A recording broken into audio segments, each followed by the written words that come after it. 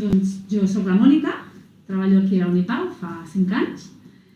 Doncs, en realitat, com porto sobretot temes de gestió de l'Unipau, intentant que tot surti, que tot tiri endavant. Y yo soy la Juliana, llevo todo el tema de proyectos educativos, también hago talleres, soy educadora en los institutos donde tenemos como nuestros proyectos y bueno, llevo en la Unipau un año. Doncs la Unipau és una entitat d'aquí de Sant Cugat que va sorgir l'any 1984 i la idea era crear un espai on diferents persones de diferents àmbits poguessin reunir-se i parlar de temes de pau, de no violència, de construcció d'una vida més digna i poder parlar de temes com pacifisme, que en aquell moment encara era una mica complicat. I ha anat evolucionant, hi ha certes activitats com el curs d'estiu que segueixen i són com una mica centrals, de fet, a la Unipau, però també es veurà la necessitat de tot això, tot aquest bagatge que s'anava aprenent, que s'anava reflexionant, que s'anava creant, doncs també traslladar-lo a les aules de secundària perquè, evidentment, els joves actuals, i des de fa 17 anys que porta el Teixint Xarxes, doncs són agents de canvi, han de ser protagonistes del seu present, del seu futur, i hem de poder comptar amb ells i amb elles, i aleshores es va com elaborar tota una maleta pedagògica que està sempre, això la Juliana ho podria explicar millor, però està sempre com en permanent creixement i en permanent canvi segons quins són els temes actuals que més poden preocupar, quins són els debats que hi ha, poder adaptar tots aquests continguts. I el que es fa sobretot a les aules és treballar des de la cultura de pau, des dels drets humans, des de la no violència, com enfrontem segons quins reptes que ens apareixen. Ja serà transformació de conflictes, com és el nostre consum, quin és el nostre impacte amb el medi ambient, amb això, temes de perspectiva de gènere, antiracisme, estereotips i de fet, al final, crear aquest espai de debat, que també com molt enriquidor també a les aules i que es coneguin entre elles al final, perquè moltes vegades no tenen tampoc molts espais per parlar. Definitivamente sí, o sea, yo siento que también cuando uno se dedica como a estos temas de trabajar con adolescentes, con niños, con niñas, es cuando realmente uno se da cuenta de que es muy importante. Y la educación no solamente como para desarrollarte individualmente, sino la educación pensando también en sociedad, pensando en colectivo. Una de las cosas básicas y principales es justamente esa. Es la educación, es una gran herramienta. O sea, para nosotras la educación es una herramienta. Es una herramienta que se puede utilizar a lo largo de la vida. Entonces, depende también la perspectiva con la que se enfoque la educación, pues dependiendo de esa perspectiva vas a tener diferentes cosas o no, ¿verdad? Entonces, de alguna manera nosotras apostamos por una educación que va más allá de lo que institucionalmente muchas veces se ofrece, y es pensando también en temas que nosotras sentimos que son muy importantes, sobre todo en estos retos que vienen en el siglo XXI, y justamente pensando también en esa línea estratégica de educación por la justicia global, Entonces, a eso es a lo que le apostamos, esa mirada transversal de justícia global dentro de l'educació. Sí, també perquè en realitat l'escola és un espai de socialització i és un espai també on estan entre iguals, l'hem de poder veure com això només, no com un centre on vinguin a aprendre coses, sinó que vingués un lloc on compartir vivències, on compartir experiències, on compartir sabers propis o familiars que vinguin, i això a vegades ha de ser fonamental, sigui el format que sigui, que a escoles hi ha múltiples, des d'edificis molt diferents fins a maneres de gestionar-ho i tempos. Yo creo que uno de los puntos claves cuando uno ya empieza a mirar en términos globales, cómo es la educación en otros países, pues evidentemente uno de los grandes pasos, que no solamente es en el sistema educativo catalán, sino en términos, digamos, europeos, es el hecho de poder asegurarle en términos generales, ¿no? A todas las jóvenes y a todas las niñas y niños, pues la educación. Eso ya es un gran paso. Es decir, que seas adolescente, que seas niña o niño y que sepas que independientemente del estatus social que tengas, tienes derecho a una educación, eso es enorme. ¿No? Eso es enorme. Sin embargo, claro, ya cuando estamos aquí dentro y ya tenemos también esta mirada crítica que también es supremamente valiosa, pues obviamente queremos que haya un poco más de avance, ¿no? Entonces, dentro de esa perspectiva, yo creo que pues sí, hay muchas cosas que merecen la pena ser revisadas. Entre esas, por ejemplo, todo lo que es perspectiva de género dentro de los institutos, lo que hemos percibido, ¿no? Muy desde el lugar que tenemos como educadoras de ir a hacer talleres, es que hay un vacío muy grande. Es decir, se hacen talleres sueltos, proyectos sueltos, 1 o 2 veces al año y ya está. Eso es todo lo que se habla de género en los colegios. I com medimos l'èxit, no? Com mesurem quin és l'èxit dels joves, no? Les capacitats, no? Se senten bé o malament segons puguin multiplicar per, no sé, X, no? Si no ho saben fer bé ja són menys, no? Claro, entonces hay muchos temas en ese sentido, digamos, en el tema con los adolescentes, todo lo que es sexualidad. Hay un gran vacío, ¿no? Muchos de ellos tienen muchas preguntas que en los colegios no son respondidas. Eso, por ejemplo. Luego todo lo que es temas de discriminación y de racismo, también cada vez más se van trabajando un poco más, son más visibles, pero yo siento que hace falta un trabajo mucho más profundo. Y otra cosa que también echamos mucho en falta es el tema de cohesión de grupo. Es decir, los grupos los conforman cada inicio de ciclo y no se trabaja en nada. En las sesiones de tutoría, por ejemplo, yo no sé hasta qué punto los docentes cuenten con ese acompañamiento suficiente para poder trabajar bien el tema de cohesión de grupo. Entonces, bueno, coses així, no?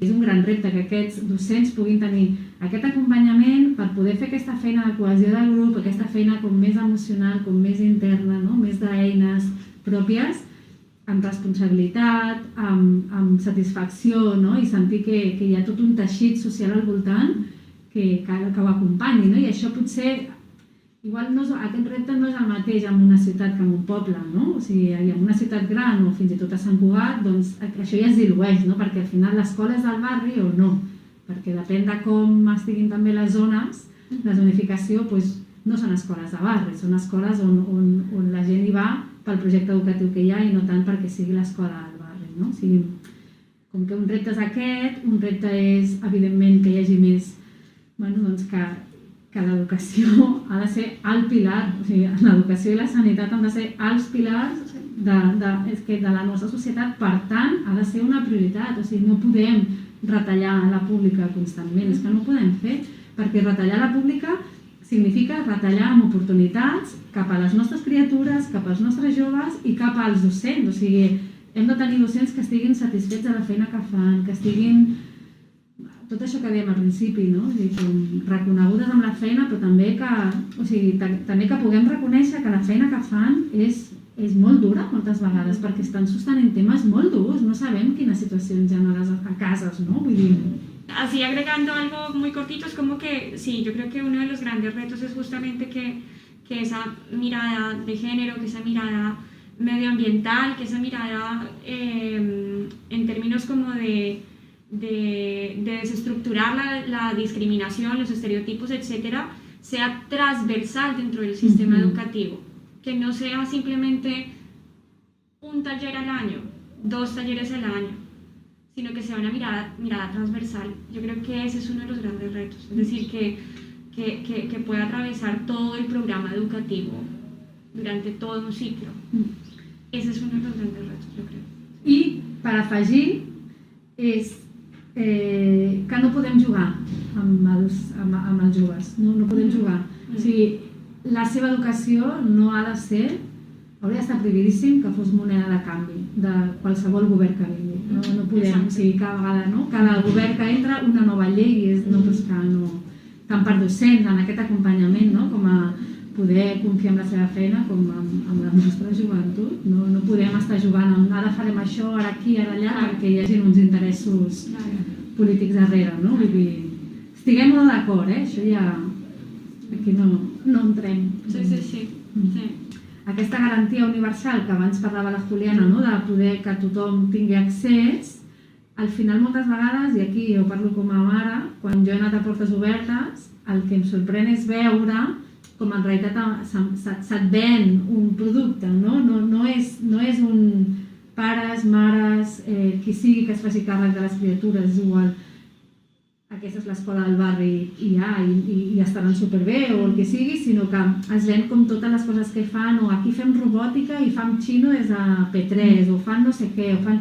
No, tu vas en funció d'aquesta oferta, amb la qual i a vegades ja aquí a Sant Cugat ho acaben de canviar, no? El tema de les zones, i en principi la idea és que es torni com a aquest nucli d'escola de barri, que crec que és el camí per oferir una escola equitativa, no? Que és que, clar, si al final girem l'esquena al barri que tenim, doncs tenim, no? O sigui, veus el Raval de Barcelona, doncs escoles on el 90% són alumnes de famílies que han migrat, però el Raval viu molta gent que, doncs, no sé, que té força diners, doncs aquells nens, aquells fills no van a aquestes escoles. Aleshores, no? És com aquesta creació de guetos que al final és tot lo contrario del discurso que la escuela habría de oferir. Así muy, también, ¿no? Como esta mirada muy por encima, pero sí, yo creo que es esto que tú dices, ¿no? También como entre la escuela pública y la escuela concertada, qué personas son recibidas, aceptadas en las escuelas concertadas, por ejemplo, y qué personas son recibidas en la escuela pública, es decir, realmente es equitativo, ¿no? Hay un ejercicio de igualdad allí o no, o también hay un ejercicio como de segmentar determinada población, ¿no? Entonces, desde esa perspectiva yo creo que falta trabajo en ese sentido. Sí, no tractem a tots els alumnes per igual, de fet. Bueno, estava pensant en això, no? O sigui, escoles que estan en llocs que econòmicament poden estar més en el llenguatge econòmic més deprimides o menys favorables, doncs segurament hi ha els mateixos recursos, o sigui que el govern dona els mateixos recursos en aquesta escola que una escola que estigui al barri de les Corts, no? I al final dius, ja, però és que igual la situació de partida no és la mateixa, no? O sigui, perquè sigui equitatiu no tenir en compte quina és la situació de partida. No has de donar el mateix a cadascuna perquè això és igual, no és que la situació de partida és diferent. Per tant, hem de poder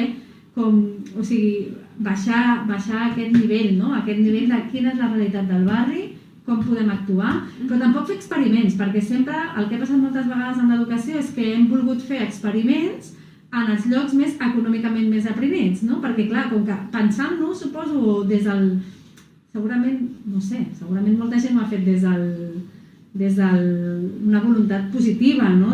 Doncs anem a veure si posem aquestes eines va millor ja, però per què no fas això a una escola de les Corts? Per què no te'n vas a provar experiments a una escola per què no ho fas allà? Per què ho fas sempre?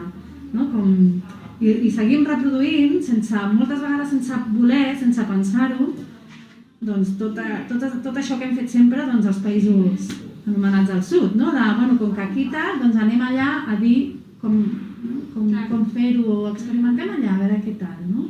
A mi m'agradaria que els nostres governants i governantes anessin a les escoles públiques, que els seus fills anessin a les escoles públiques i anessin als instituts públics, perquè així també és una manera de veure, no? Com funciona una mica des de dins i aleshores poder aplicar unes polítiques que tinguin una mica més d'acord també, no? No sigui tot tan... No sé, sí, yo creo que digamos como que la parte presupuestal obviamente es un medidor como muy eficaz de en qué medida determinado gobierno, determinada administración está poniendo la importancia, ¿no? al tema de educación en un territorio, pero yo creo que no es el único factor de evaluación. Es decir, los presupuestos tienen que ir acompañados de políticas públicas reales, donde esos presupuestos sean realmente invertidos en la educación desde un lugar consciente, ¿no? O sea, no solamente el hecho de que haya dinero y ya está, sino que ese dinero sea invertido realmente desde una perspectiva consciente y con una dirección clara de qué es lo que se quiere realmente, cuál es el reto, qué es lo que se quiere alcanzar como comunidad, ¿no? o como sociedad en términos de educación. Entonces yo creo que debería ir encaminada hacia ese lugar, ¿no? Por ejemplo, ahora estábamos hablando, Mónica decía, hay algunas, la Escuela de la Floresta, por ejemplo, ¿no? Que a lo mejor en términos de infraestructura es muy respetuosa, hay mucha inclusión allí, ¿no? Solamente desde el término arquitectónico, desde los espacios, etcétera. En los institutos esto todavía, digamos que no se ve del todo, ¿no? En los institutos, cuando uno va al instituto, los espacios, por ejemplo, siguen siendo espacios donde la mayoría de chicos juegan fútbol. No hay espacios para otro tipo de actividades, por ejemplo, ¿no? Así, espacios al aire libre. Hay poco espacio, por ejemplo, para plantas, para cultivos, para huertas. No hay huertas en los institutos. No existen proyectos de huertas dentro de los institutos. En la mayoría, por ejemplo, no hay. Entonces, yo creo que tendría que ir desde ahí, desde ese acompañamiento. No, es que ese es el cambio, claro, Exacto. es que es eso, ¿no? Estas políticas públicas, o sea, hacia dónde están yendo, Exactamente. es que exacto, totalmente.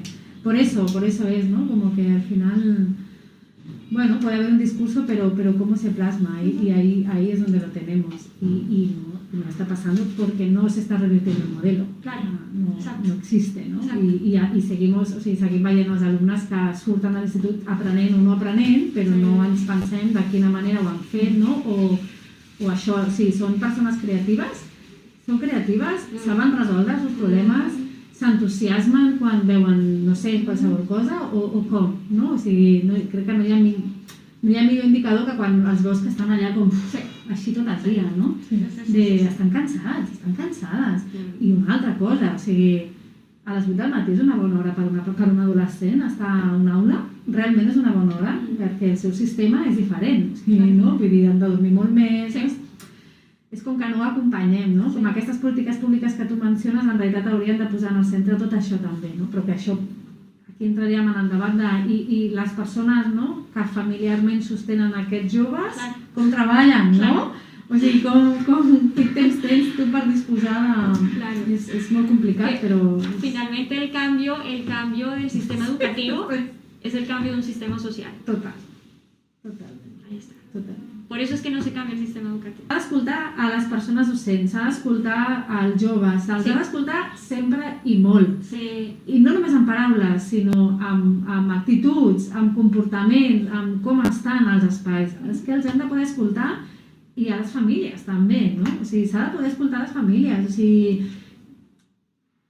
com estan vivint, no? Tot. O sigui, clar, jo soc mare i aleshores tinc l'experiència meva com a Mònica d'escola, però estic també tenint la de les meves filles, no? I jo veig coses que sí han canviat de la meva època ara, o coses que jo les veig ara amb les meves petites i dic, uau, estic superatrevessada per això, no? O sigui, sento dolor amb coses perquè m'han passat a mi de petita i no s'han treballat, no? Vull dir, i veig que segueixen passant o no, no? I dius, ostres, és que hem de poder escoltar les persones docents, que tenim gent meravellosa i vocacionalment super a tope, no? Intentant fer el millor amb unes aules repletes d'alumnes. Home, és que no pots tenir 30 alumnes. Sí, esa es una de las principales cosas. Clar, és que no pots tenir. Aulas con 30 adolescentes, es imposible que puedas prestarle atención a cada chico. Ni primària amb 25. No pot ser, o sigui, no pot haver-hi una aula de primària amb 25 nens o nens, nenes o... Sí, serían aulas de más, o sea, grupos 15, clases de 15, máximo 20. Perquè cada peque ve amb una història darrere que s'ha de poder escoltar, l'has de poder escoltar. Has de tenir el temps per poder escoltar allò i has de poder també tu el temps com a docent d'escoltar i de cuidar-te tu amb això. Bueno, agregándole como este puntito así como, digamos, como esperanzador, pues que sí, que esperamos que de aquí a unos 5 o 10 años sí existan cambios, exista alguna evolución, sobre todo como por el trabajo que hacen organizaciones fuera del sistema educativo que también están como impulsando todo este tema de educación también alternativa o de educación para la justicia global, de educación para la paz, etcétera, y que poco a poco están entrando dentro de los institutos, dentro de las escuelas, ¿no? Entonces, esa apertura para que ya poco a poco dentro del instituto o dentro de la escuela se empiece a hablar de esto, los chicos puedan tener talleres y proyectos sobre esto, donde ya hayan diálogos sobre estos temas, ya es importante. Ya es importante y ya es una semilla, es decir, ya se está sembrando una semilla. Y ojalá pues sepamos cuidar entre todas, tanto organizaciones educadoras, docentes, institutos, y también los mismos estudiantes familias. Y las familias, que sepamos cuidar esas semillas que se están sembrando en este momento, para que de aquí a 5 o 10 años realmente tengamos cambios transformadores.